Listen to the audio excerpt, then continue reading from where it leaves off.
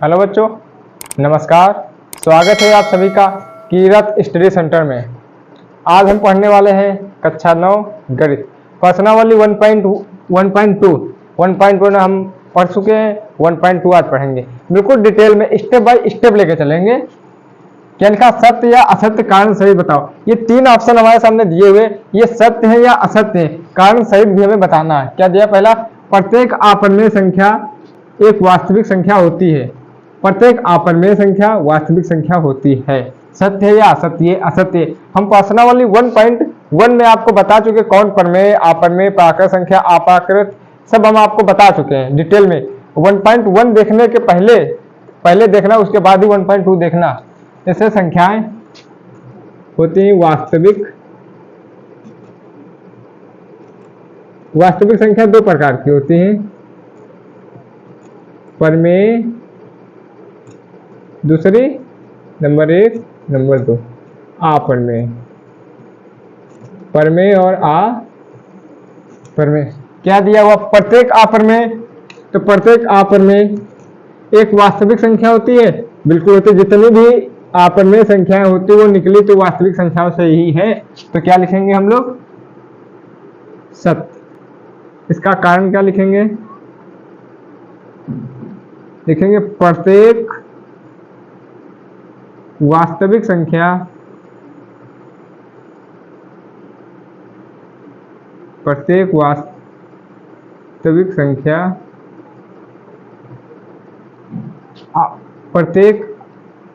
अप्रमेय संख्या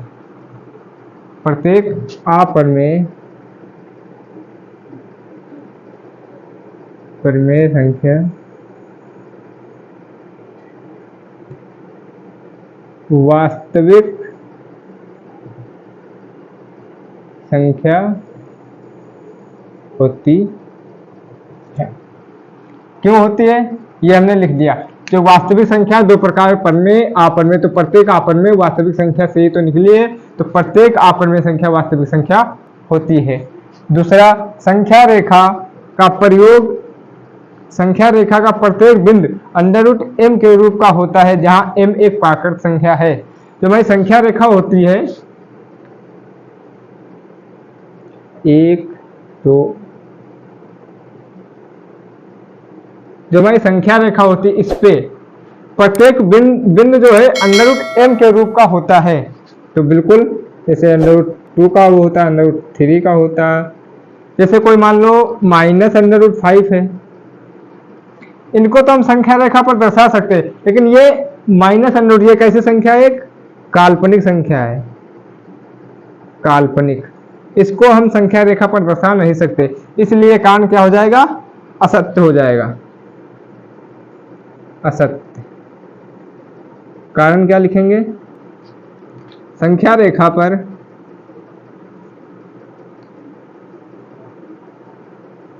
काल्पनिक संख्याओं को नहीं दर्शा सकते। काल्पनिक संख्याओं को नहीं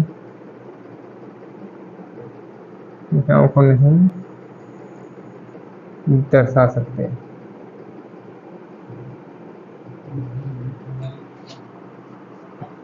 संख्या रेखा पर काल्पनिक संख्याओं को नहीं दर्शाया जा सकता, सिर्फ और सिर्फ वास्तविक संख्याओं को ही हम संख्या रेखा पर दर्शा सकते हैं। तीसरा क्या बोल रहा? प्रत्येक वास्तविक संख्या अप्रमेय संख्या होती है। जो हमारी प्रत्येक वास्तविक संख्या होती है अप्रमेय संख्या होती है। क्या ये ले लेते वास्तविक संख्याएं, वास्तविक संख्याएं प्रमेय, और दूसरी कैसी होती हैं? अप्रमेय। एक होती प्रमेय, दूसरी अप्रमेय होती है। तो क्या दिया? प्रत्येक वास्तविक संख्या ये अप्रमेय संख्या होती है। अप्रमेय संख्या, प्रत्येक वास्तविक संख्या अप्रमेय संख्या बिल्कुल नहीं। वास्तविक संख्या अप्रमेय भी होती है, प्रमेय भी होती है। प्रत्येक अप्रमेय तो वास्तविक होती है, लेकिन प्रत्येक वास्तविक अप्रमेय नहीं होती। जो वास्तविक संख्या होती प्रमेय भी होती, अप्रमेय भी होती। ये क्या कारण हो जाएगा? असत्य। कारण क्या होगा? क्या लिखेंगे, प्रत्येक अपरिमेय संख्या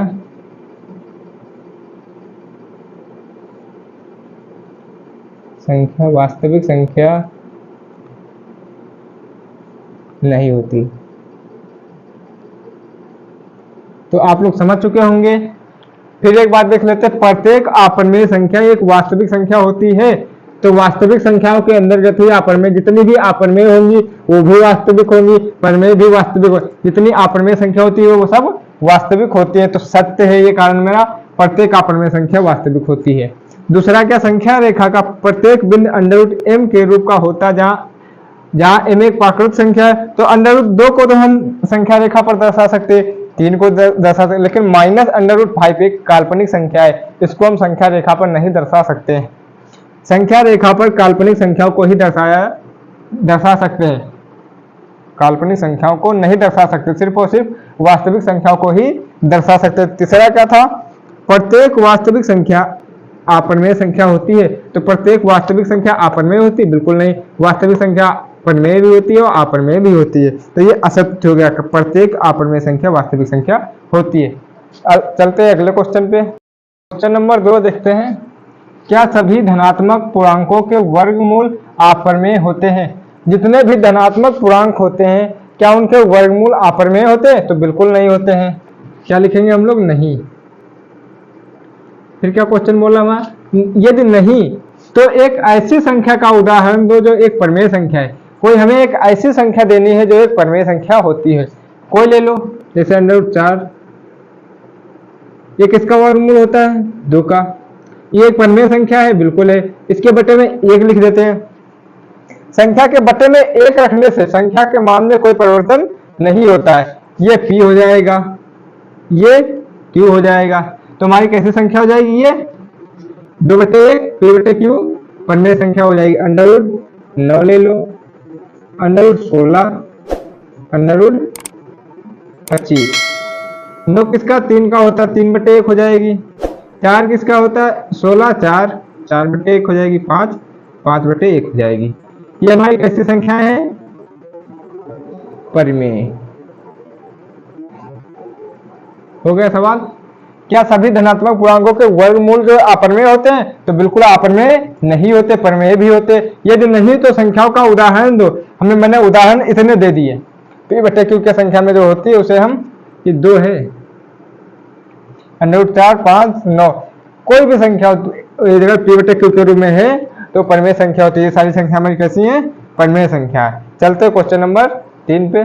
क्वेश्चन नंबर 3 क्या, दिखाइए कि संख्या रेखा पर √5 को किस प्रकार निरूपित किया जा सकता है। जो √5 है ना, इसको मैंने संख्या रेखा पर निरूपित करना है। तो सबसे पहले हम पाइथागोरस प्रमेय से इसे देखते हैं। पाइथागोरस प्रमेय से कोई एक बना लेते हैं इस प्रकार से, A, B, C। इसको मैंने कर्ण को √5 मान लिया। तो सूत्र क्या होता है मेरा, कर्ण बराबर आधार का होल स्क्वायर